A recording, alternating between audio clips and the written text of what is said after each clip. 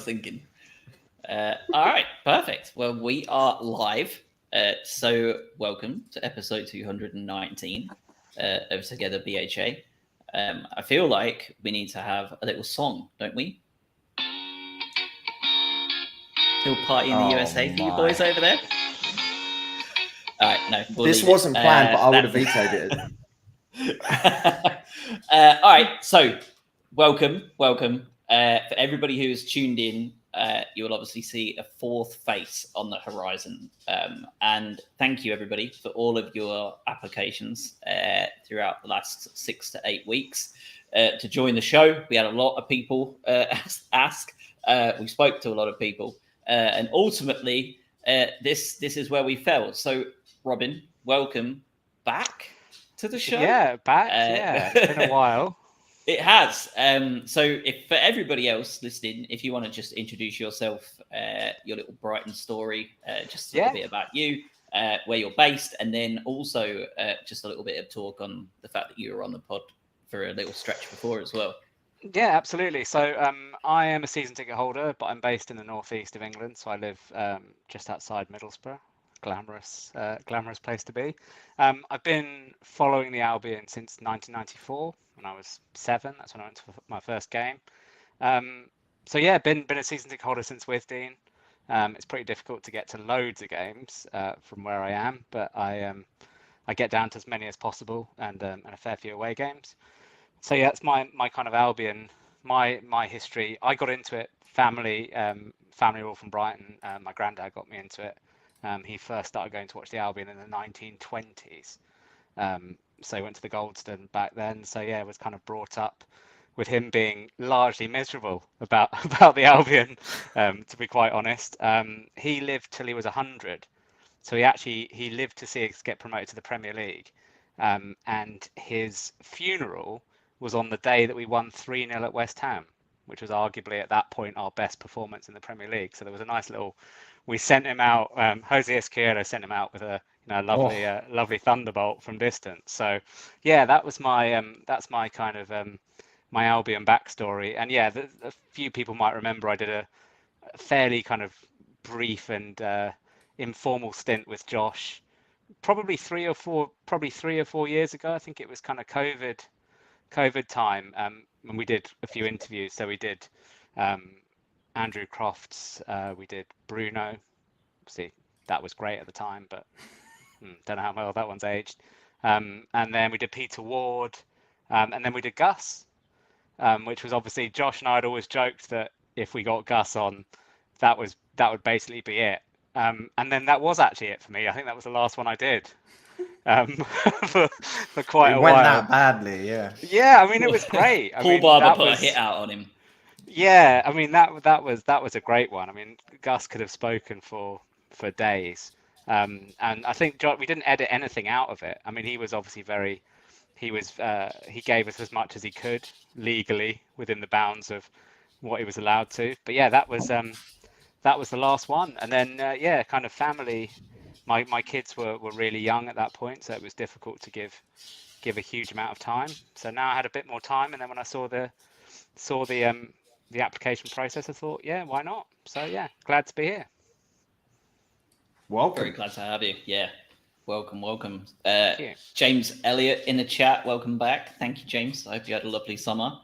Stephen immediately piling on the pressure before we've even spoken a word and gone live. He's keeping his roast dinner in the oven for this. So we are playing a risky game here. So the main onus is on you two stateside boys who were the boots on the ground here. So no pressure. But we've had a rather busy summer, Albion-wise, haven't we? On pretty much all fronts. A fair bit of inward movement, transfer-wise. I feel like almost all of them we spoke about before we even logged off for the year because they were done so quickly. But the big one, of course, is the preseason tour to the United States. A long time coming, one that had been planned for a while and COVID ruined for a number of years. But we did make the trip over for the very American-sounding summer series. And Craig and Adam, you were both there. Atlanta in New Jersey. Adam, you also got to make it to the training facility as well for the open training. What was the vibe like? Was there a lot of people at the open training stuff? What was the attendances like? What was the Craig, because you were in Atlanta, you were part of a double header, which was very odd. Like, just tell us everything, really. The floor is yours. The floor is yours. Go on, Adam. You want to start, or do you want me to go? Well, I can talk about the training thing. I can start with that, and then we can talk about the actual games. And you went to a couple of like the Stateside Seagulls did a thing in Atlanta, so it'd be good to hear about that. Yeah. It was. So this training session was at like Rutgers University in the middle of New Jersey on a Monday morning. So I was expecting to turn up and be like one of two people there. But there was a crap ton of people there. I tell you what, between that and the game in New Jersey the other day, a sea of yellow jerseys. There is a lot of Team Ecuador fans that we've picked up along the way. A lot. Like the training session was full of Ecuador, and as soon as like Estepinian and Caicedo came out, they were the ones that got all of the biggest cheers. They were hounded for all the autographs afterwards, whereas you got other people milling around. It's just like Milner came up, signed one thing, it's like no one cared. So that was a little bit weird in that sense. The other thing was this training session, like Glenn Mo's just sort of strutting about randomly because he's not a ton of people necessarily, I guess, here would have necessarily had the history of Murray. He's just trotting about in his sunglasses, and the people that knew him could just walk right up and have a little chat with him. And I think Craig will talk about this as well, but same thing happened with like Tony Bloom was just going to local bars, restaurants, the events. People were chatting with him. The same with Barber. Like, it was a really, really nice experience for people over here that have been essentially starved of being able to interact with the Albion at any point. Basically then got the faucet like opened on full blast. You got everything. You got full access to everyone. And it was fantastic. The training was a really good vibe. There was a lot. I met some really awesome people there as well. Like the guy Paul Dorsey that runs Stateside Seagulls went to everything. I think he's based in Baltimore. He went to every single game, did an event at every single game, and then went to New Jersey. He drove 3.5 hours for this training session in one day, then drove back, and then the next day flew to Atlanta. Absolute nutcase. But he was fantastic. It was great to meet him. It was great to see the training because you saw how De Zerbi kind of wrote things out. A lot of just obviously this. Bear in mind, it was sweltering. It's been the most insane heat wave for people that aren't based in the US at the moment. Like record temperatures, probably something to do with us destroying the planet, but we'll dig into that another time. And it was like 94 degrees on Monday morning at the training. Same with the game in Jersey. It was like 96 degrees on a Friday night. So in Celsius, what is that? 34, 35 or something absurd like that. So they were all in a tough state for the training. And there was a lot of the players that basically just did a bit of warm up and then sat down. I'm talking your Adam Lallana's, your James Milners. They were sat in the center circle for a lot of it. Solly March, like the players that weren't up to full fitness. You had another portion of the guys that pretty much exclusively were doing shooting training.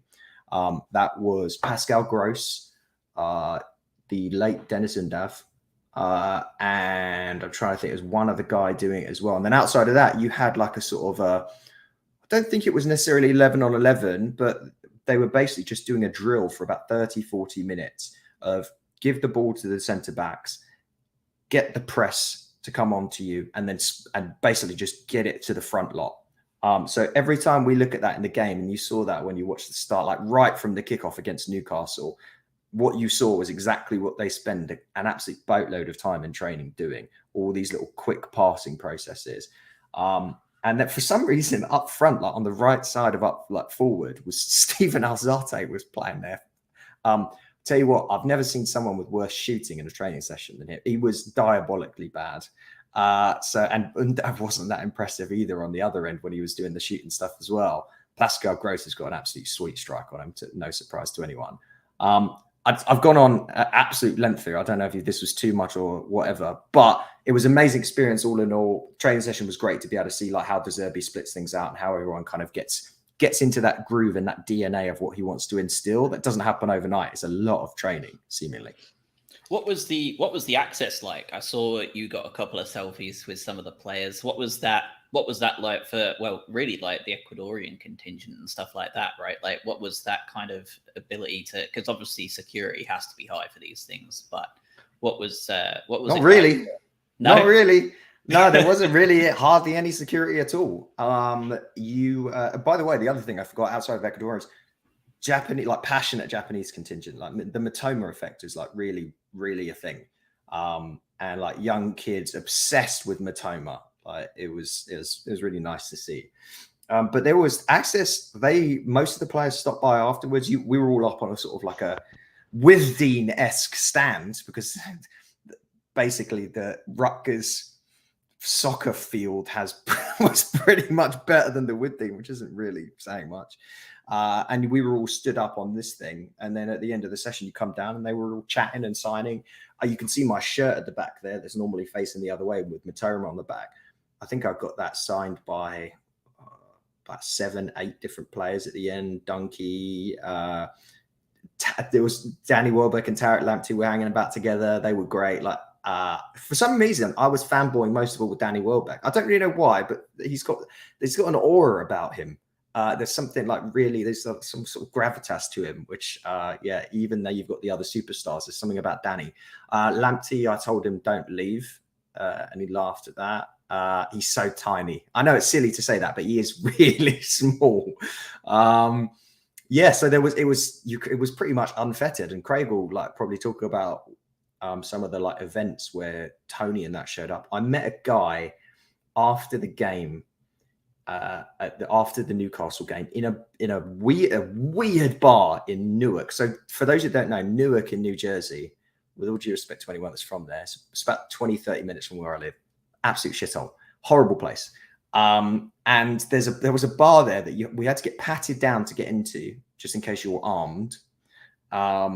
It's like Mexican food, but had a club, and then hookah as well. A hookah. Hookah sounds bad. Maybe it had hookahs, but it had, the hookah that you said. So it was like a combination of maybe like fights kick off with guns, Mexican food, and then sort of Middle Eastern tobacco and a club.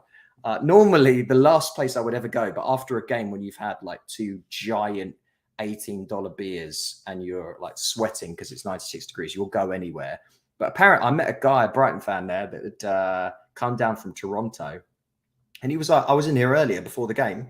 Tony Bloom was just in here, just chatting with everyone. And he was like, I chatted with him for 10 minutes. And then I met his brother in the toilet and had a chat with him. He was just shooting the shit with me. That was the kind of access that you got. Like, it was open, completely open. It's fantastic. Yeah, it was very similar for Atlanta as well. I think just the amount of people that we were able to meet. Like, I was fortunate enough to get to one of those events in Atlanta, and like it was a nice sort of pub. We got like the first or second level, wherever you're listening from, like go up the stairs and there's like a booked out area, and all of a sudden you've got like 200 Brighton fans all in the same space in the middle of Atlanta, Georgia, which is, I guess for some of us completely alien to even think about. But then you get to meet some of the people that listen to this pod, which was incredible. Like the people that I spoke to and sort of just were able to speak to people like that. And like Paul, just even the Stateside Seagulls in general was amazing. And you just get to meet people from different walks of life, right? You've got people like us that maybe have grown up supporting the Albion. You've got people that have only got into it after a year or two, that sort of got in at the 2017 promotion season. So you get this wild mix of people with different experiences from different areas, and I guess just in general, just what the Albion means to them and how they feel about it. So you have this complete concoction of different people from different cultures, and that was great, like amazing. And then whilst you're doing all of that, you're having a few beers, like you're getting a little bit too comfortable, right? And a few hours before the game, you then get Tony Bloom, Paul Barber, and Glenn Murray all walk in with like Ray Bloom as well coming in as well. Obviously a complete rendition of Tony Bloom's Blue and White Army. But once that happens, right, you're just sort of milling about, and you're able to just go up to Paul Barber, speak to him for 10 minutes, like go up to Tony Bloom, speak to him for 10 minutes, like have a good chat with Glenn Murray, just because it's just, like you said, all access, just open, just a complete whirlwind of an event to put on, and for those people to come in and spend genuinely an hour there when the kickoff is in 2.5 hours time, it is crazy and very synonymous with what we expect from this club anyway. So the events and everything they put together, Paul with all the stateside Seagull stuff, all the merch that he got, the little scarf behind me as well, like everything that they were doing and all of the setup that those guys done was amazing, and just added to everything.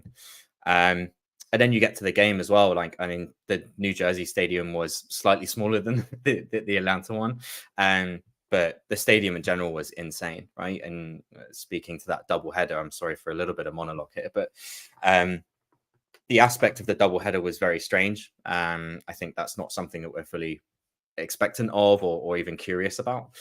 So you get a lot of people in at the start, right? You have people with all these different shirts on. 4 different teams are all playing in the next 4 hours. Our game was first at 5:30, but the stadium was sort of half full at that time anyway, with Newcastle and Chelsea fans even watching the spectacle, and that's where it starts to feel a little bit exhibition-y, right? You've got your stateside Seagulls, you've got all of these diehard Brighton fans watching this, and and completely zoned into what's happening on the pitch. Whilst for the majority of people there, and I'll be completely honest, a lot of them were Chelsea and Newcastle fans, are just taking it in as a spectacle and as an exhibition. So there was that sort of feel about it. The stadium itself, insane, right? I think we talked about the heat wave. It was about 38, 39 degrees that day. So we're talking over 100 Fahrenheit in Atlanta. Roof is shut, completely air conditioned. The beers were actually quite cheap as well compared to everywhere else that I've been in. Wait, in the US. I've been absolutely scammed here because the Red Bull Arena is crap. You are as open air as you could be. Open air. The subs bench honestly looks like it's cardboard boxes. I pay $18 for one beer.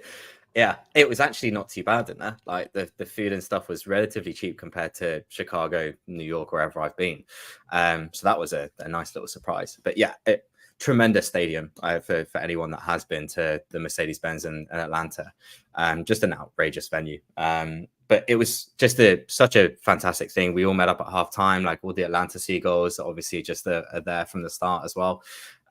Everyone was so welcoming. Everyone was so nice. It was just really great just to meet everyone and have this sort of common thing. I know us expats, I think, Josh, before you move back, like you only know sort of 3 or 4 people within your vicinity or within your direct area. So to have so many Brighton fans in one area all at once, and then getting to meet the people responsible or even, involved in the club at such a high level, was very surreal to a lot of people, even myself. So an amazing event, and yeah, we missed Philadelphia. I heard that was also incredible. So if you went to that, then well done as well. Like that looked like an amazing time too.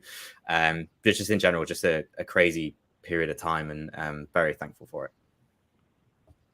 Yeah, I went to the Atlantic Falcons Stadium for a Bears game.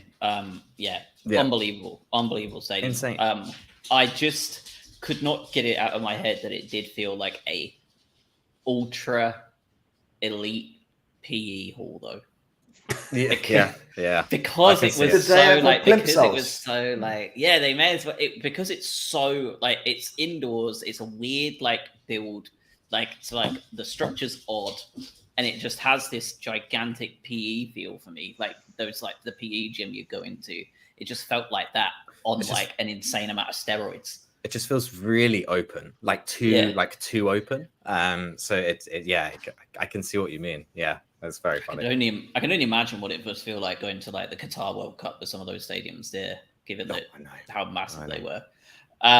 Yeah, and 2 goals a game on average over in the summer series. Plenty of goals going in, and all across really. The Albion scored 1 against Newcastle, 2 against Brentford, and 3 against Chelsea. Let's start with the obvious one, the first one, Chelsea.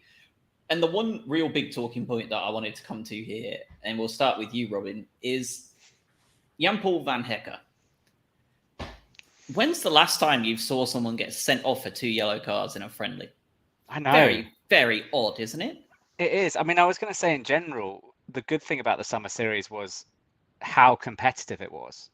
I was obviously watching on TV, but it didn't seem like your normal friendly. Certainly for the first 3 quarters of it. Did you miss the first half of the Newcastle game?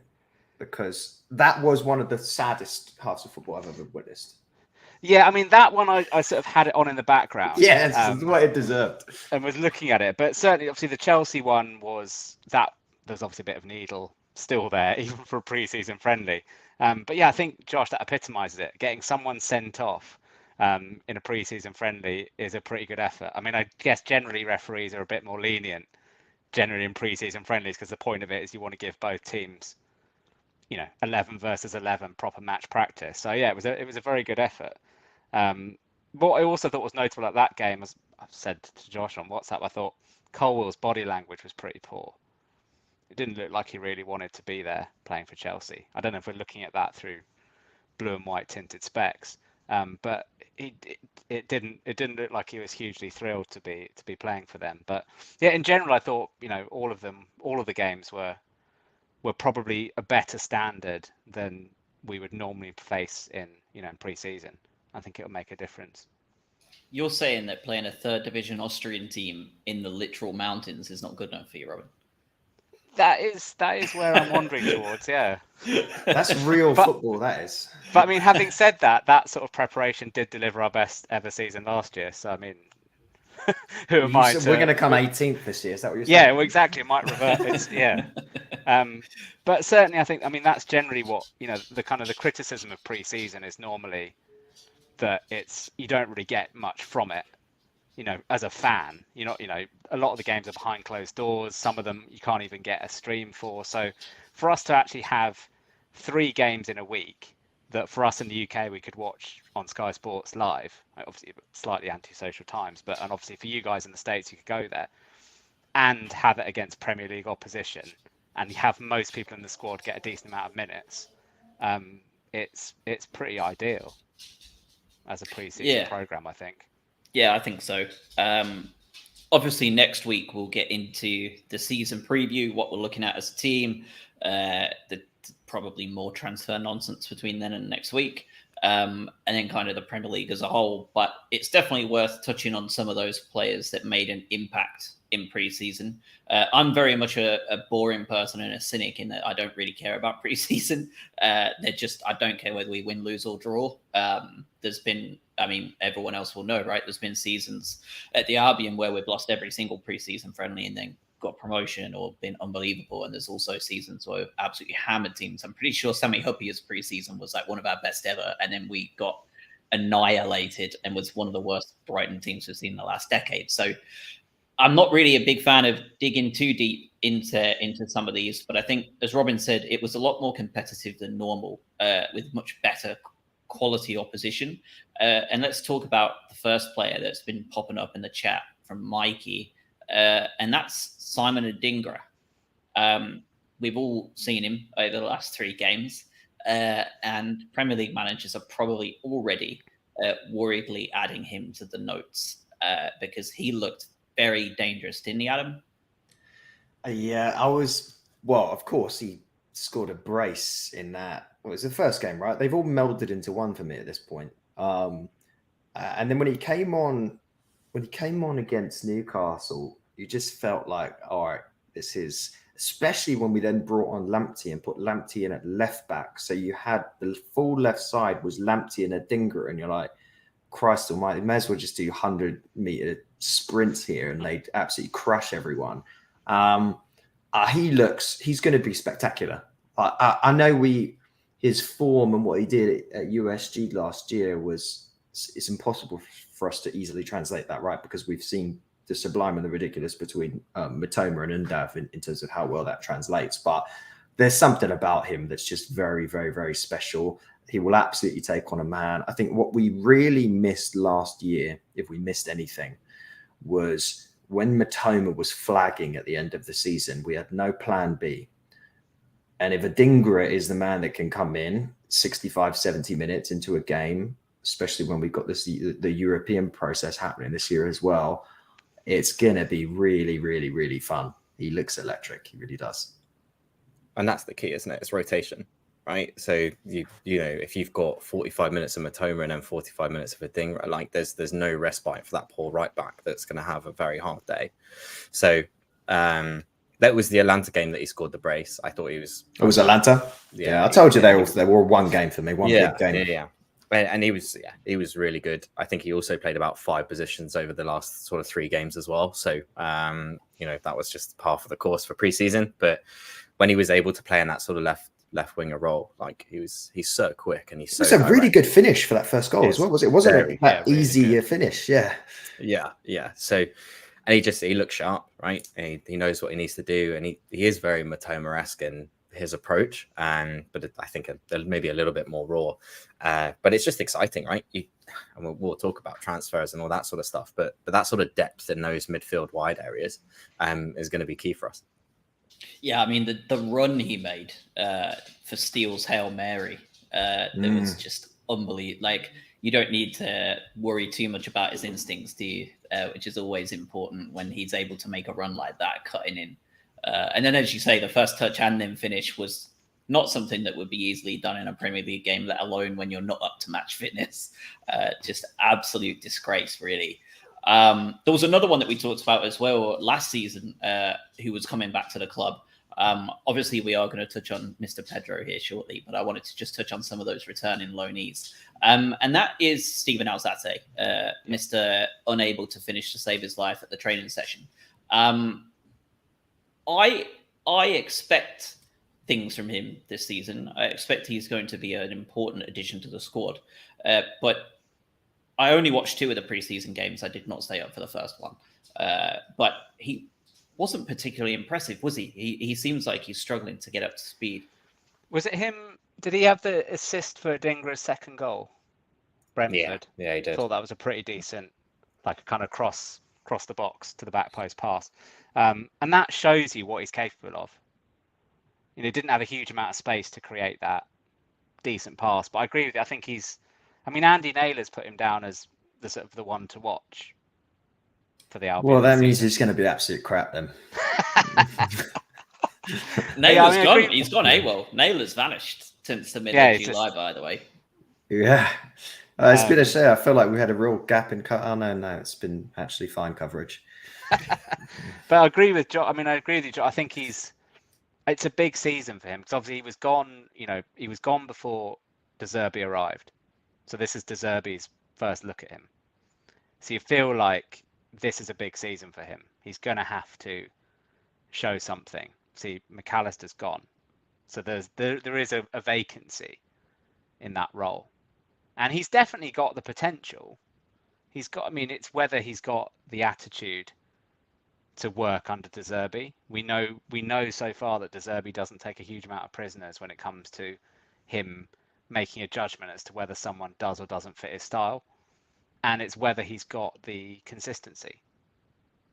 Those are the 2 question marks that I think he had before he went away as well, which is probably why Potter was happy for him to be shipped out. I have to admit, I didn't follow him hugely last season, but I get the impression he played a fair amount of football. So yeah, I think it's going to be a big season for him. We're going to have a lot of games. There will be time for him to make an impression, and it's just whether or not he can step up. I'm still optimistic. I say that assist he got shows you what he's got in his locker. It's just whether or not he can step up and do that. You know, it's one thing doing it in a pre-season game. It's another thing playing that exact pass in a Premier League game where you need to unlock a defence. I think he's got it. Bit of a shame to not see James Milner, Craig, at all this pre-season. There's one other we'll talk about that we haven't seen at all this pre-season as well. But James Milner is a bit of a big miss, isn't it, for what we're hoping for him to provide this season? I was hoping we'd be able to see him get a bit of a run out. Yeah, I think he's, 37, 38, right? Like, I think just a nice solid preseason under his belt without any sort of 40-degree football games. But yeah, I think we'll obviously see a lot of him. I'm not really too worried about it. I think it's more just if he's up to fitness and he's ready to go, I don't see the risk in him at his sort of age or his sort of predicament. I fully expect him to be coverage for the midfield. I don't expect him to be getting serious minutes. So let's just make sure he's fully fit before the real games start coming for me. But a shame, yes, but does it make sense? Also, yes. Do we think that Mr. Captain himself is getting a similar end of the deal here? For those NFL fans, especially in the US, the elite players get much longer breaks and don't even participate in almost all of preseason, right? They're actually quite happy to rest them until maybe game 3 of preseason, where it's your dress rehearsal. So Rayo Vallecano next week. At that point, they're happy to then slot in their star wide receivers or their quarterbacks. Do you think that both Milner and Dunk are being given that treatment for different reasons? Obviously, with Milner, it's the 37-year-old playing in 100-degree heat, and for Dunkey, he played basically every minute of football last season, and is probably absolutely shattered. And frankly, De Zerbi probably knows he doesn't need to do anything more with Lewis. He can just plug and play him, and he's got his captain ready to go. Yeah, 100%. We knew he was injured, right? Because he had to pull out of the England squad not too long ago. So I think there was one interview. I don't know if I'm just making shit up, but I think he was aiming to hit the third. Why not? Everybody else on Twitter is. This is content. It doesn't matter. Yeah, whatever. You can quote me on this. I think he did an interview before the first game. I think it was that he was going to try and hit the Newcastle game, and that he's in training now. So I can only assume that he's still injured / taking precautions. But Josh, I think you're right anyway. Like there's no need for that risk for these sort of preseason games, especially who we saw sort of Ed Turns and other centre backs sort of deputizing in there anyway. It makes sense. Even if he wasn't injured, I fully expected him to take a bit part role anyway. Unless I had severe heat stroke during the training session, he was heavily involved in that tactical part of that. He was the one that was always starting off the move. Everything came from him. So he was training hard in that regard, which is why I was surprised. I thought he would play after that training session, which would have meant he would have played in Atlanta for the second game. But I hope we're all good there. I'm sure we are, because I don't know. Maybe I've moved on from my Solly March agenda to have a new one. But Van Heck is not it for me, and the drop off is obscene. Amen. I don't think there's a reason. I've taken some heat for that in our WhatsApp group that Josh and I are in, but I said exactly the same. I mean, I've seen him live a couple of times. I saw him play in the Newcastle game, obviously towards the end of the season, where he got burned for certainly the last 2 goals. He was woefully out of position. Well, I say that, I mean, from the Newcastle away end, he may have been in perfect position. Who knows, given how far away from the pitch you are. But certainly from there, it looked like he was woefully out of position. I'm with you. I don't know what it is. I can't quite put my finger on it, whether it's lack of confidence, whether it's his ability-wise, whether he's not quite there. But yeah, I'm with you. Not for me. Not certainly on a regular. If he had to, if you've got to think, right, if Dunk got another sort of longish injury and you're looking for someone to come and play 10, 12 games consistently, I wouldn't be overly happy with that for Van Hecker. Well, look, I absolutely think there's. They came out very clearly and said, like, we've signed Igor, and then like they still were trying to get Colwill in the Caicedo deal. Like, I mean, if you love Van Hecker, why are you lobbing a bunch of centre backs in, fairly expensive ones, if you're very confident in him? Why do we give him a new contract? I mean, he was out of contract this summer as well. Unless they think they can get a fee. From a profitability standpoint, get a fee for him. But I mean, he was Player of the Year for Blackburn, wasn't he? I mean, when he was in the Championship. Yeah. He's another one of these ones who's maybe his level falls just in between. We might be obscenely wrong as well, but there was, I think, I don't even think it's necessarily a defensive frailties. I think he seems all right for the most part defensively 90% of the time. For me, the importance, especially of this system, is like how well, when the pressure comes, how well do you then get the ball out to the right outlet so that we then are able to basically create that counter attack with the one-man advantage? Dunk's ability to do that, as we all know, whether it's short or a long ball, is second to none. Like, with the number of passes that we saw from him last year, the number of accurate long balls, I remember so many passes that he made that created all of our attacking momentum and opportunity. Van Hecker does not have that right now. He just absolutely does not have that. And that then means that everything else sort of doesn't seem to work quite as effectively. And I know it's hard to draw conclusions necessarily on just seeing a preseason game, but like that Newcastle game, like it was very, very apparent, like playing Veltman and Van Hecker at centre back. We found it impossible to get the ball out. As Matoma barely touched the ball in the first half. We couldn't even get it out to the right wing to Buonanotte. He didn't get many opportunities.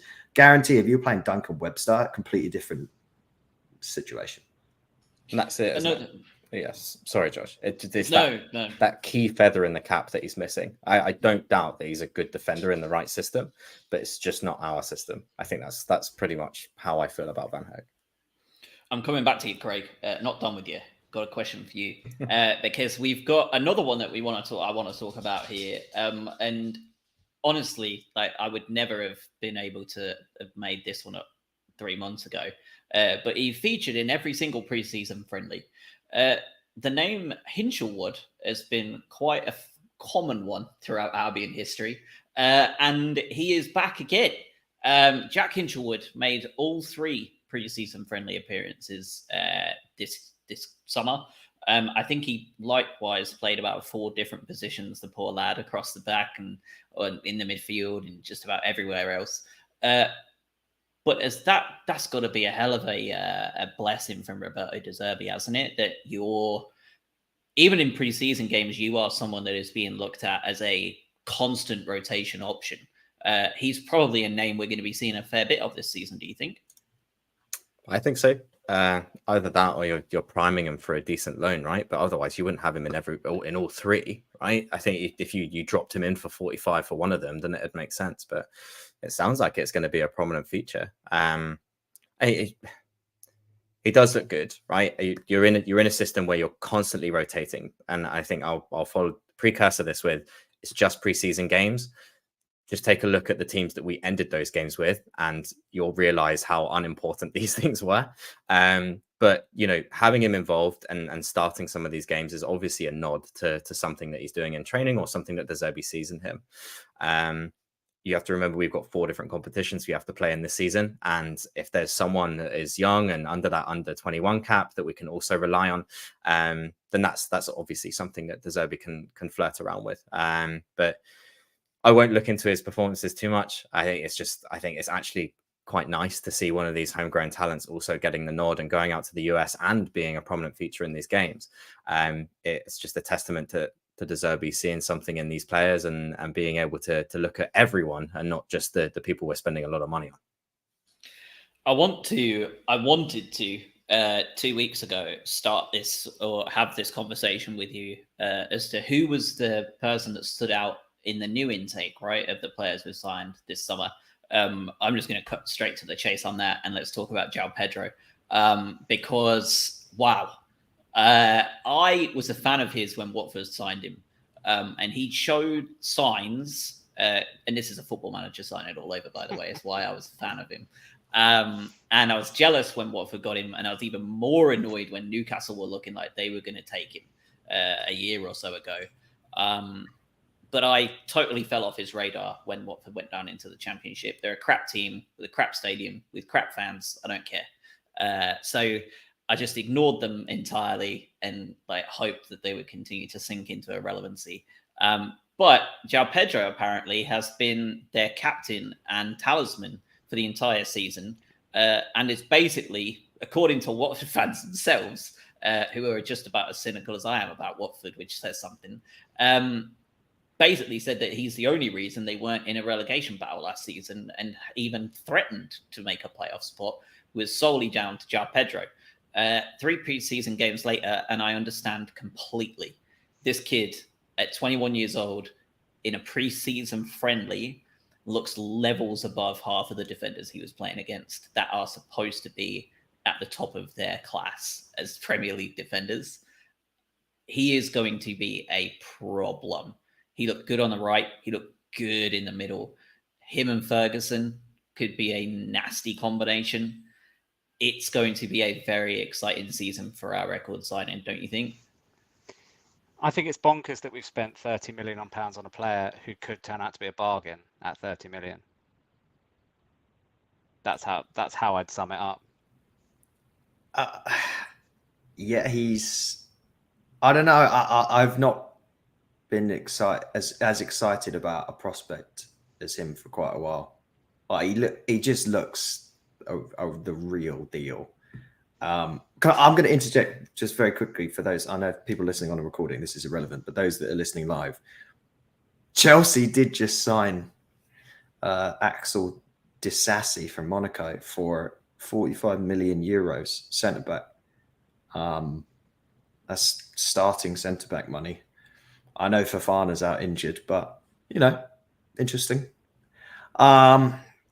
Yeah, I mean, João Pedro felt right. I know people were talking about, and all the Watford fans are basically saying his best position is to play behind the striker, but he can play pretty much across the front anywhere you want him. We saw that, right? We saw him playing a bunch of different roles, even in the preseason games. But I'll tell you what, the funniest thing for me is, how long ago was it where we all collectively, as Albion fans, didn't it seem like forever where we've basically been saying, tell you what, one decent striker away from being a really good team, and it went on forever and ever and ever, and it felt 18 months ago, a little longer. All our eggs were in the Neil Maupay basket, who can barely get a game for Everton now we've got a 21-year-old who looks like a potential world beater at any point in the near future, and then Evan Ferguson's still 19 or whatever he is, talking about as like the island's next great hope, and big clubs already thinking about maybe making moves for him in the near future because of his ability. Like, what? And then you've got Danny Welbeck as someone who's had an outrageous career when you compare him to an awful lot of players who played in the Premier League and for England. And then you can start to appreciate why Dennis Undav is sort of slowly backing out of the conversation. Yeah, it's like we found ourselves in a sort of weird embarrassment of riches with a combined age of those two, nearly combined age of what Danny Welbeck is. Like, that's your 9 and your 10 for as long as you can keep them. Yeah. It's nuts.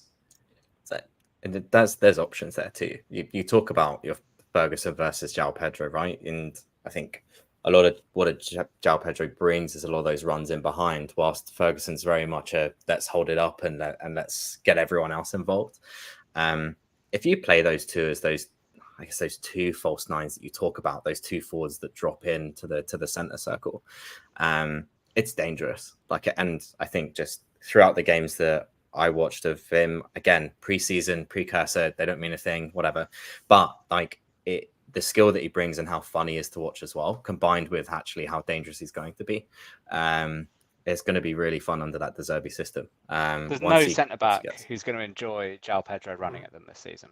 Not at all. No, absolutely not. And if he does play on the right and he does provide competition for Solly March as well, then yeah, left backs aren't exactly exempt from the conversation either. So it's one of those versatility signings that looks like it's already paying dividends or will already pay dividends. Yeah, insane. Just phenomenally good for those first three pre-season friendlies. A player also, just because we're going through all of them really, Verbruggen, £20 million on a new goalkeeper. Safe to say Sanchez is almost definitely off to Chelsea at this point. Seems to be all but a formality, given that just about all the tier ones are reporting it now. What are they doing? What are they doing? Like, why are they why didn't they just buy Brighton? I just don't get it. It's baffling, but also quite funny when you see players like that heading out to teams that are supposed to be eyeing up titles and trophies. But the new goalkeeper played his first proper game in earnest, I think, really, was this most recent one against Newcastle. And I stayed up to watch that one. And however pathetic it may have been, he was one of the people I was most excited to see, because I knew we were going to immediately expect him to be able to produce what Steele is doing. And I couldn't wait to see if he could cope with it. I have zero concerns. Yeah, he is just bafflingly calm at 20 years old. I think there was one dodgy pass, which I think you're inevitably going to get, because I think we've seen Steele pull off one or two dodgy passes every 90 minutes, as opposed to six every half an hour. But Verbruggen, obviously it was a bit of a mission to get him because Vincent Kompany was in love with him, proper enamored with him. He wanted to only play for Kompany, but he's here now under De Zerbi. Apparently a phone call with Roberto changed things, which I imagine would probably change a lot of people's lives if he came at you with a plan. And he's here, and I suspect that we are going to be employing a Manchester City goalkeeper rollout. Do you agree with that? And by that I mean we're going to have one for the league and one for all the cup competitions, and whoever is whatever, they're probably going to be quite happy with it. Yeah, Yeah, I mean, I would expect. I Robbie. can't imagine he's going to go straight in as number one against Luton. I'd be surprised if he started the Luton game, but who knows? I agree with you. I think we will end up with both keepers playing a decent number of games across the season. But I'm with you, Josh. I'm not quite sure which way around it's going to be as yet. Are you comfortable either way? I think it's just an open question. Yeah. Like, it's just I don't mind, right? It's sort of like if you told me there was one over another, I'd be like, that's absolutely fine. And I think you see Steele as a short-term option. I think we can all agree that at sort of 32, I don't think we should be building a team around Jason Steele, but I can appreciate what he brings. You've got Verbruggen, who's 20 years old and is someone for the long term that this could be a very special player. And he had a lot of hoo-ha about him before he came and sort of his exploits in international football as well. So I think we can all see that short-term versus long-term, but I couldn't care who starts that first game because I'm comfortable with both. There's not a huge number of clubs in the Premier League that you could genuinely say, I'm not bothered which of my two goalkeepers plays today. Well, apart from weirdly, Arsenal trying to sign David Raya is apparently the Yeah, thing. I saw that. That's a bit of an odd one. What are they going to do with Ramsdale? Ramsdale's just awful with his feet, though.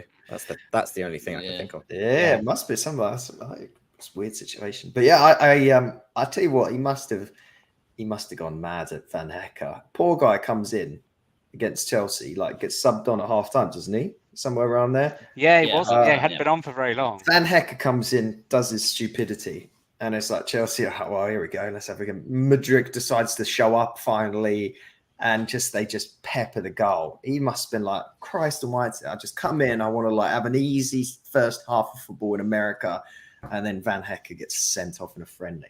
But so I was at the Red Bull Stadium. I think I was row 4 or something. So right pitch side. And the first half for Bruggen was pretty much like 20 feet away. Tell you what, yeah. When you say, I think that one word, relaxed, as you were talking about before. This guy, he did not care. That I was terrified of the Newcastle players running, and I wasn't on the bloody pitch. He just did not. He was completely it was clear that he's come in. He knows exactly, as you say. There's a reason this kid was highly regarded by people. You could say companies fairly in the know. He feels ready made for this system. There's very few 20-year-old keepers that can come in and look that comfortable playing out into a system that's fairly unusual. This is not the normal way of playing football, as we all know. That's why it works so well. But yeah, I'm excited. Like Steele, that pass that he made for the assist for Adingra that we talked about before, that's a guy that's still going to play football this year. Absolutely. But tell you what, what are we talking about here? We're excited about a 21-year-old centre forward, a 20-year-old goalkeeper, a 21-year-old winger in Adingra that we've been talking about. And then we've got the old guard that can still world-class players like Milner that come in at 37 years old. And Enciso's still a teenager, isn't he? Is he? Enciso's, yeah. What is he? He's 19, I think. Something. I keep forgetting. You got Buonanotte, he's still a teenager. I think he's 18, isn't he? I mean, how I tell you another player we've not mentioned. We could talk about everyone at this point. I tell you who I keep being impressed with massively every time I watch him play, every single game. Billy Gilmore. Honestly, I think he's going to get a lot of football this year. Agreed. 22. Mad, isn't it? Ayari's still a teenager as well. I can't believe we got rid of Sarmiento. We haven't talked about that either. With that sport for choice. I'm shocked at that. Yeah, it's a numbers game, isn't it? Yeah. Yeah, off to West Bromwich Albion, which will be a really interesting loan. He's for going him. to rip it up if he stays fit. He isn't needs a as you full said. season. I was reading a thing that I think he's never been able to put together more than 3 or 4 games back to back, fitness wise. Yeah. So I think that's obviously the concern. They've gone, we've got no doubt about your ability, but can you go and play 40 odd games in the Championship? That's the Which is a question. Horrible division to play in physicality. If he can come out of that if he can survive fitness wise, having played 35 plus games in the Championship this coming season, you've got to think he's going to be hitting 10, 15 assists easy. Yeah. But it'd be interesting to see. I think if you're a goalkeeper, I don't think you're too fussed as to what role you're playing, right? If you're Bart, right, and you're told you've not beaten Jason to the number 1 spot, like how could you have really? It was almost impossible to. He hasn't done anything wildly wrong. He hasn't punched a fan in New Jersey, even though Adam probably goaded him a little bit. He probably should have done. And I don't think Bart's going to have Verbruggen's going to have too many issues with that, right? That's just the way these things work. So we'll get 1 or 2 games into the Premier League, and then we'll get that Carabao Cup game in, and he'll get to play that. And then within a week and a half, 2 weeks time after that, he could be playing. He could be heading to Milan. He could be going to Ajax and fronting up our starting 11 against teams that are an elite level in Europe, right? And he's going to get 6 of those back to back to back every other week. Along with whatever Carabao Cup games he gets. And then with all of a sudden Christmas is upon us, and he's played 10, 12 games and six of them are at a massively strong level. And at that point, you may end up seeing it switch over. I think we may have a switching over at some point, just naturally, similar to the Sanchez and Steele situation. Agreed. But if you're Jason Steele and we make it out the knockout rounds, into the knockout rounds, you're gutted, right, that you're no longer Premier League number 1. But at the same time, you're now put into a position where you are going to be playing in every FA Cup game. And you're also then going to be sitting pretty wherever the hell we're going in a round of 16 in the Europa League, which is not a competition many goalkeepers ever get to play in. And I suspect Mr. Steele never thought he would find himself in that position 18 months ago. So I think we're in a real sweet spot having the qualification that we have this year, that we're having these keepers be so interchangeable. I think potentially we don't get the deal done if we're not, if we haven't got the other competitions, prestige-wise, potentially we don't get the deal done. And number of games-wise, like you say, the fact you can offer 2 decent keepers a decent number of games each is a big draw. Yeah. Another signing that we've made that has a lot of prestige, or rather experience in prestigious competitions. Craig, what did you make of Mahoud Dahoud? Mahoud Dahoud? I Silky. I like him a fair bit. It just him in that sort of double pivot that we love to talk about. But I think just he's such a calm and silky footballer. I think he's going to fit in really well. It's just a testament to how much experience we have in the middle as well. We talked about the wings, we talked about the forwards and all the depth options that we have. You're talking about Billy Gilmore that had a really good showing. If Caicedo stays, that's also incredible. You've got Pascal Gross, you've now got Mo Dahoud, right? Those are 4 very good double pivot players that you can swap in and out. And it's just a really good little quadrant that you have there. I thought he was good. He got very riled up in that Newcastle game as well. He was not happy at all. But talking about Sting, right? He's got something. He's very good. We know that he's very good. He's played a lot of games at a very high level.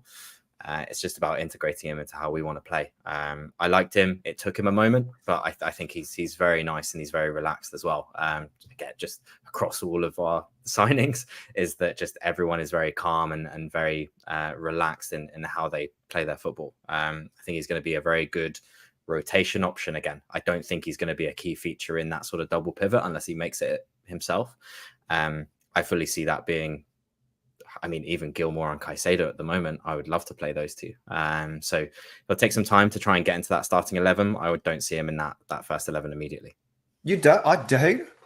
No, I don't. He's in the first 11 for me.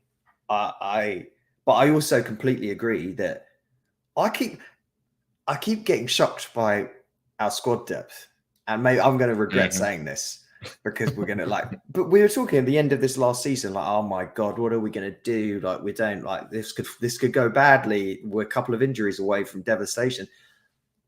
So we got rid of Mac, obviously.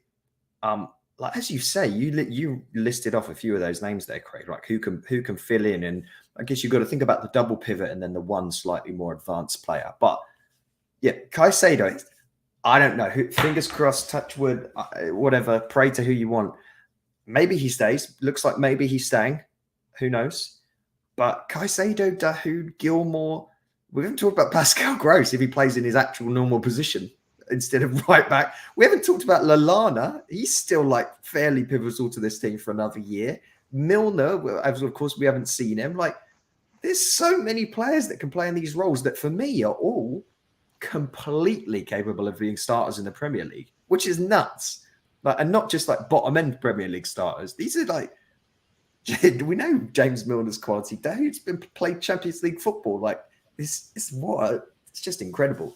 I don't even know what the question was or what we're even talking about. Who was we may as well cut that. That's it, really. That's our preview for next week. If you, there you go, because that's what we're going to be talking about. The wealth of options. Is. I guess Dahoud is the question mark is his fitness, isn't it? Yeah. I know historically he's had, but then I've read that he was actually fit last year, but obviously couldn't really get in ahead of Bellingham and others, which is.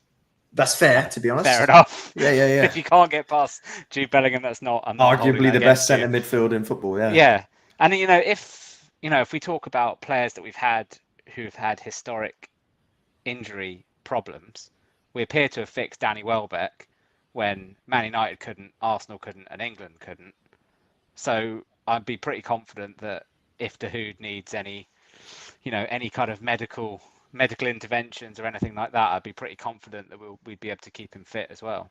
Well, our two absolutely hench physios come in and give us deep tissue massages. I was about to say they'll snap you back into place. Is it more just you're afraid that you don't want to get injured?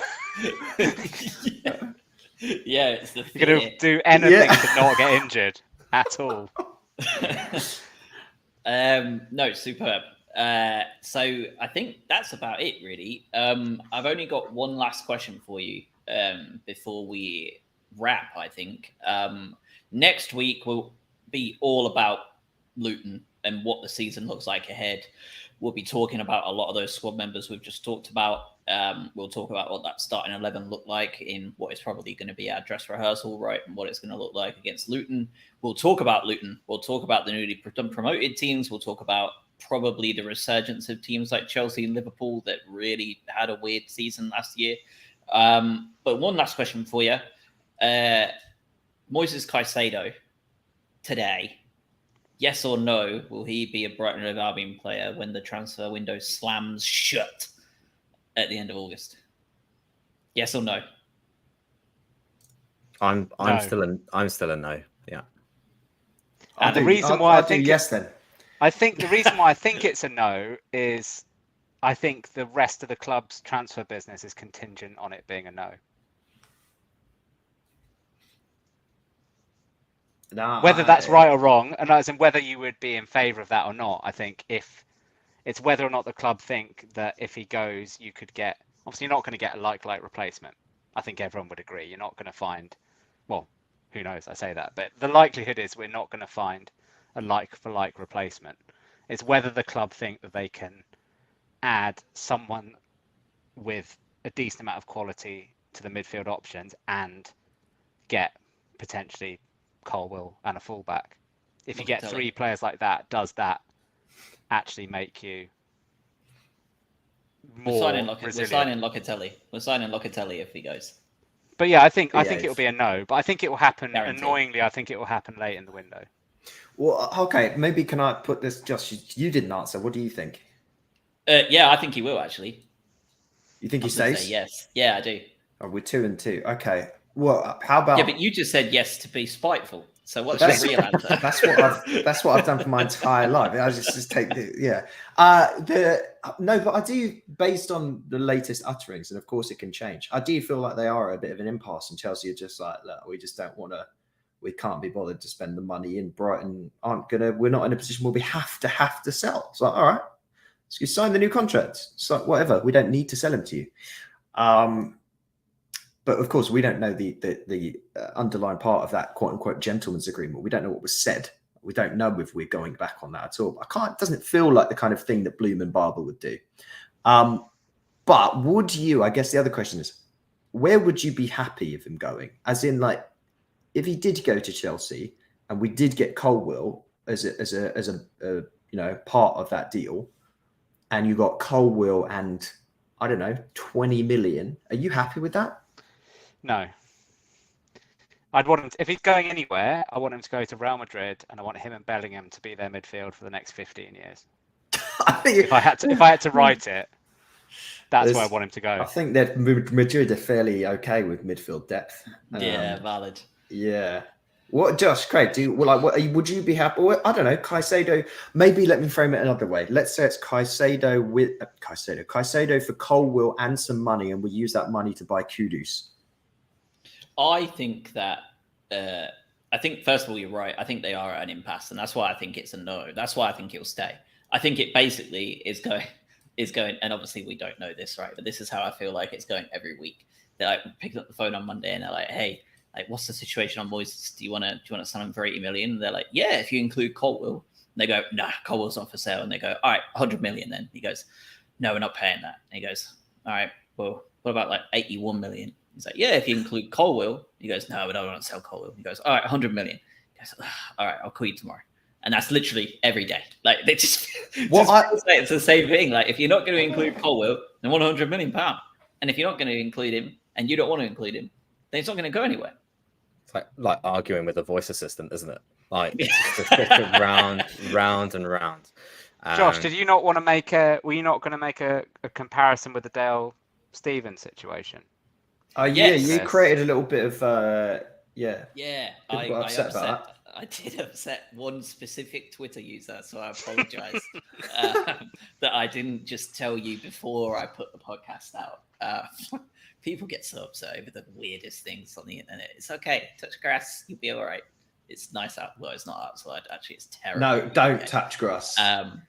Yes. So Dale Stevens, as we all know, but a history lesson for those that are, well, you know, a big part of the USA contingent maybe and weren't around for that time of the Albion.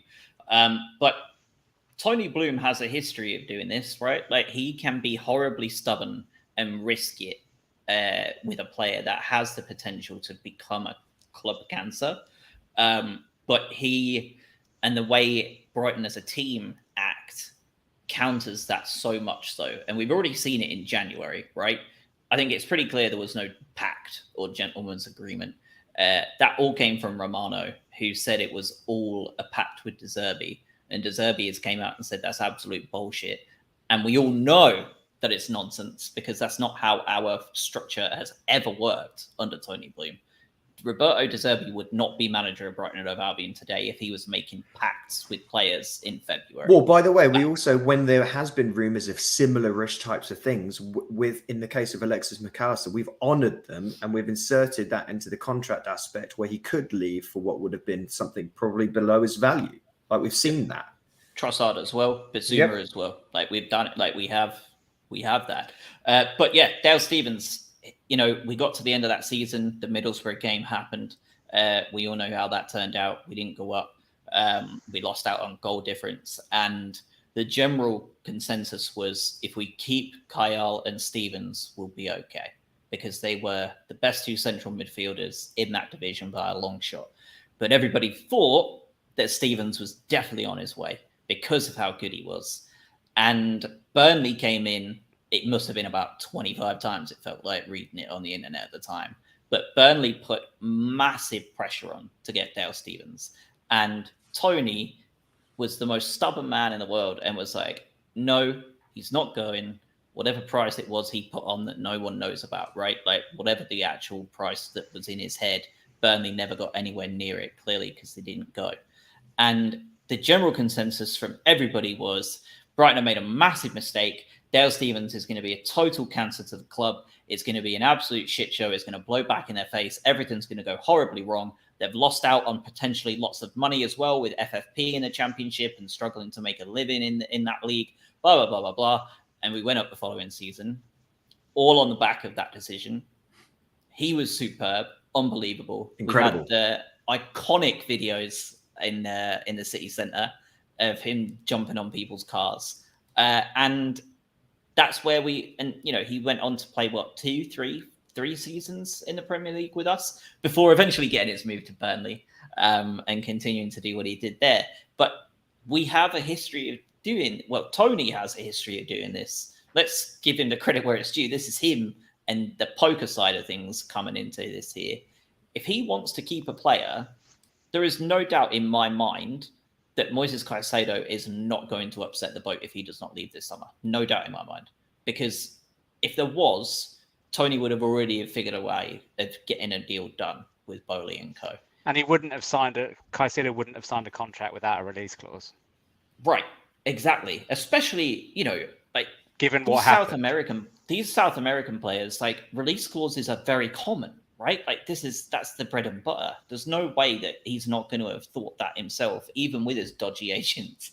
He himself would have brought it up in those conversations at that point. He's not an idiot. He's a quiet, reserved guy that clearly has a superb footballing brain and is probably a pretty smart dude. Hired the wrong people and did the wrong thing. But you can tell his emotional intelligence by the fact that he came back in February and then tore it up for the rest of the season, right? He's not an idiot. Tony knows what he's doing here. We've done this dance before in the championship. I love the fact that Tony is, as De Zerbi said, having big balls and going toe-to-toe with the absolute pinnacle of these top teams and doing the exact same shit he did to Burnley, to Chelsea. It just adds that extra bit of spice to it for me. Now, will Chelsea eventually cave a bid and end up spending £95 million on Moises Caicedo and leave at the end of August? Possibly. They are that stupid. That's something they absolutely can do. And will they see it as this huge victory? Of course they will. Why wouldn't they? It's not their money. It's Todd Bowley's. But it's not even really all that is. to say, no. Yeah. all that to say, we've done this dance before. I know there's going to be not really any Chelsea fans listening to this, but you're not special. You're not anything new. Tony's done this before. And what happened was, at the time, one of our greatest seasons in our history on the back of that. There's no reason to think that we could not commit to that again. We're about to have, on paper, our most exciting season in 127 years of existence or whatever it is. It's not, they don't have the pull they think they do when it comes to going toe to toe with Tony. It doesn't work. We've done this. I think the nuance of it as well is that he knows or he seems to have this sense of when a player reaches the very top of their valuation curve. So he's done it with McAllister. McAllister's won the World Cup. He's come back. He's continued the performances, and Tony has probably gone. His stock is never going to be higher than now. If we're going to sell him, this is the moment. You've got to remember, Caicedo's only played, 1.5 seasons? Just about. He's probably thinking, if he has another good season in the Premier League, and he plays in Europe, and he continues to play for Ecuador, he's not reached his pinnacle in terms of the value curve for us yet. So I don't think financially, even £100 million is eye-watering. I think it could go higher. I think in 12 months' time, it could be higher than that. So I think Tony's looking at it. I think and the other thing is, I think he also, Paul Barber always says that they don't stand in the way of people's career at any level, whether that's Paul and Stanley going, whether that's Dan Ashworth going, whether that's a player going. So they're not fundamentally standing in the way, but what they're doing is it's got to work for both parties. And in this instance, I think at £100 million they would sell. but I still think there would be a tinge of we could have kept him and we could have got more. I agree. I think honestly, I think probably 95 probably does it. And this is fairly arbitrary, but that would seem enough where they would see it as a victory, right, to a certain extent, and they stood to their guns. But Craig, I don't know what you think about this, but like we've talked about sort of the less intangible stuff, and not to belabor all these points because I know they've been discussed. This deal, I'm so sick of hearing about this fucking Caicedo Chelsea deal. But like, honestly, if you are him, put yourself in his boots right now, and you could see with your own eyes for everyone that kind of got the access in the US tour here, and for those of you that have been able to see the Albion up close for the last few months and last year when Caicedo has been the starter, he's playing with one of his close mates in Estepinian, one of his countrymen. We've got this massive contingent of like 19, 20, 21-year-old South Americans where basically he's got a really nice friends group. He's comfortable. He's basically led this team to their best ever finish. He's going to be able to play European football. I know this has been discussed a lot, but like, if you're him, do you really? I don't buy the idea that the news is coming out like he's pushing massively for the move and he's trying to force it. Why? Like just for 1 year of additional earning? I don't buy it, because as you say, Robin, I think you do it even if you just do another year and it's not the greatest year of football of your life. You've still played European competition. You've still been in your life in the personal aspect where you're in a good setup. Then take your move. It doesn't need to be now. I think his international captain's told him not to go, hasn't he? Yeah, it doesn't make sense. It makes no sense. I mean, obviously, or you think Chelsea are not going to be such a basket case under Poch, but we don't know that. We don't know that yet. So you've looked at Chelsea last season, and they were a mess. Financially, they're a mess. Tactically, results-wise, infighting in the dressing room. Whatever standpoint you choose to look at it from, they were a mess. That you do not fix that over one pre-season. And statistically, all managers of Chelsea with last names beginning with P.O. have been horrendously bad. So, I wouldn't go. Craig, what do you think? I agree with everything you guys are saying, right? I think from a personal standpoint, if you put yourself in the player's shoes, there's a very sort of tangible step up this year. You're now playing European football. You're one of the first names on the team sheet. You play with your countrymen and your friends and the people that you've been with for the last 18 months. And you're going to go to a team that will pay you more, a lot more. And I think the prospects of doing well in the long term is probably better. But I don't need to do that right now. I could do 12 months more here. I could do that. And we'll see how far we get into Europe. If there's a next step up, again, I'm not saying this is going to happen anyway, but if you go really far into the Europa League and you start playing European football again next season and you keep this sort of train of momentum up that we've got going, fantastic. There's no point in me leaving as long as I get my dues and I get my compensation, right? It then just comes down to money for me and money only, right? Because there's no tangible step up in football here. There's really no need to leave unless it's for a monetary perspective. And that is also perfectly fine for a footballer to think about. You look at all this Saudi stuff that I'm sure we'll get into another time, but there's a lot of focus on money, love, that sort of stuff, right? It is what it is. So from a business perspective or even from a club perspective, it's also, we don't have a 100 million replacement for Caicedo at the moment, right? You talk about the Basuma Caicedo comparisons, right? It was like, right, we just need one more year because then Caicedo can come in, right? I feel like there's not that ready-made replacement just yet. You can look at Kozlowski going back to Vitesse. You can look at Ayari and whether he's, visibly ready. There's no real direct replacement for me yet. So therefore, we have to stay strong on that 100 mil. And we've talked about the depth around the 4 or 5 that you could play in that centre midfield role. But I feel like unless the valuation is met, it's not worth us doing it. And I think that's obviously where Bloom and Barber and co all see it coming from, is it doesn't make it viable for us unless we get this eye-watering amount of money. So then we know that we can fix the problem in the short term. And Josh has got me very excited with a Dan Locatelli suggestion. So like, that's out of my arse, by the way. Just totally. There's no. Yeah. I haven't even seen a single tweet. So yeah, but if it happened, I made up the Izquierdo one on the dime as well after playing with him. Did the Izquierdo one came out of left field? Yes, exactly. Think about it. Think no, Yeah, no one's getting that. You made up That's the fine. you made up the Matt Ryan one as well, Josh. I did. I manifested the Matt Ryan one. Yeah, you I did. manifested Matt Ryan for about 6 months before that Yeah, happened as well. thanks- so thanks a lot for that, You've mate. got Yeah. form. yeah, good one on that. He was yeah. good for a little bit. Definitely. Yeah, it's just like Robert Sanchez. Yeah. I think things that people aren't talking about as well, like that £100 million, like 20% of it is going to Independiente in wherever the hell we got him from. I can't remember where they're from. Which would be 20 million for Ecuador, aren't they? fans. Yeah, quick maths. Yeah, it'll be 20 odd million pounds that will be going to that team in South America. And that is like game changing for them. They're already doing pretty well. And they've sold they've got a bit of a conveyor belt coming out of South America now. And Caicedo would be the absolute tip top of that in terms of money coming in. So like we aren't making 100 million pounds off that deal. We're making 80 at that point, which is what they're currently bidding for, right? Like we know what we're looking for. And at that point, you get 80 million pounds in the bank for Moises Caicedo. You spend 40 of it on Kudus, 40 of it on Locatelli. Bob's your uncle, Fanny's your aunt. Everybody's happy. We win the Europa League. Moises Caicedo does whatever he wants to do, and everyone's good, right? Like that's all right. But if we start selling for 80 million quid, then that again we're getting smaller and smaller cuts, and then you can only buy Locatelli.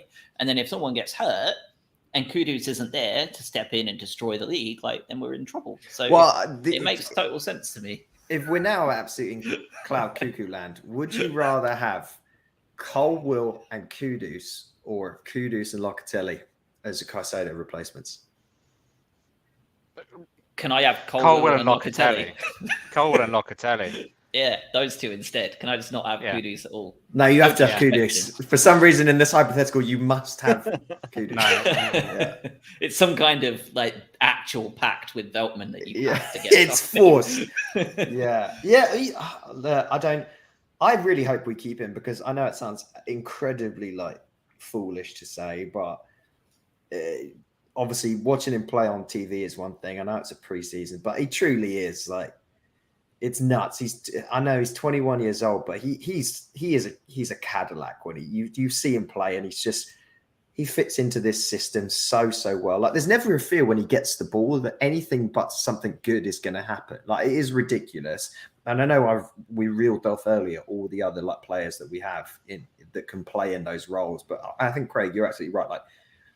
He's a cut above already at 21, and even your Dahoud's and your other guys that you have in there. And you don't replace that easy. Even if you bring in one of those other names that we've talked about, there's a reason we're asking for 100 million.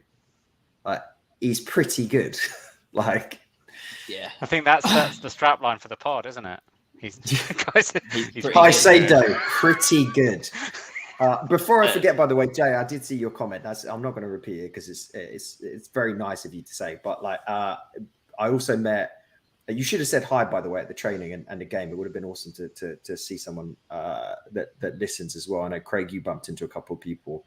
I did speak to another guy at the training session, Taher, who's a fan based out near Philly, and he listens to us on his commute fairly often. If you're listening, hi Taher, it was awesome meeting you. He became an Albion fan. He's Iranian, and he became an Albion fan because of Jahanbakhsh. And then he's like, oh God, once he left, and he's stuck with the Albion. He's fallen in love. Yeah, we've got another in our other WhatsApp group. Yeah, we've got another Iranian guy who's also in the States. So that he went to Maksud Amir. He went to a couple of the games. Similarly, there you go. He's based in, I don't know, Arizona, I think. Arizona, no, Colorado. Yeah. No, he's Colorado, in Colorado. Yeah. He's from Arizona. Similarly, he fell in love with the Albion because of Ali Reza, and he is he's hung around. Yeah. This is what's so nice to see. This is just collection of people and fans that I wonder if we talked about this as well. I wonder if we've still got some South African fans from the Percy Tau experiment. But there's, I can tell you, my wife's South African, so I go to South Africa quite a lot, and I was there 3-4 weeks ago, and in the airport in Johannesburg, you can buy an Albion shirt. I wouldn't have ever guessed that. Premier League clubs in that you could buy a Liverpool shirt, Man United shirt, Chelsea shirt, and a Brighton shirt. Those were your 4 Premier League clubs you could buy. That's nuts. And this is I know there's no mistake that we've done a US tour and And by the way, we talked about this together, but the rumors that maybe we're looking at a tour out east next year with Would make Japan sense, potentially, right? With the Matoma effect, which would be, oh my God, how incredible would that be? But like, this is it for those that have been Brighton fans for decades and decades and decades. Like, this is not your same old club anymore. I know this is an international club that's got fans. It was incredible to see all these fans, by the way, that all these Albion shirts in the streets of New Jersey, and I'd never seen a single Albion shirt before 2 days ago, and it's just it's remarkable. Like, it's such an awesome thing to see. I think that has wrapped it perfectly. I think we're good. Yeah, I think that's just summarized it superbly well. The fact that we could get that amount of people in 3 different venues for you all to enjoy and attend is just awesome.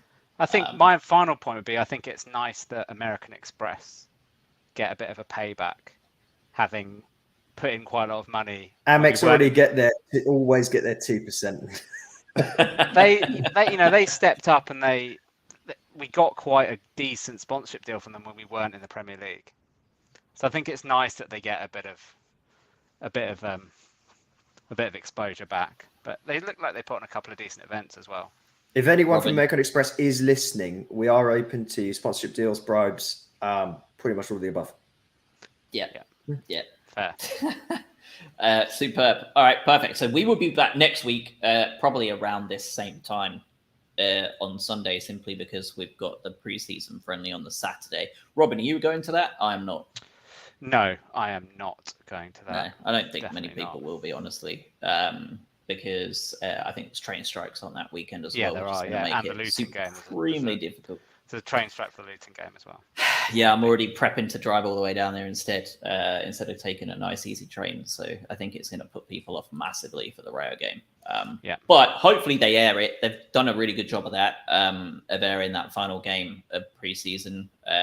We could always watch it, couldn't we, guys, in the States? Even like it was pretty accessible. So yeah.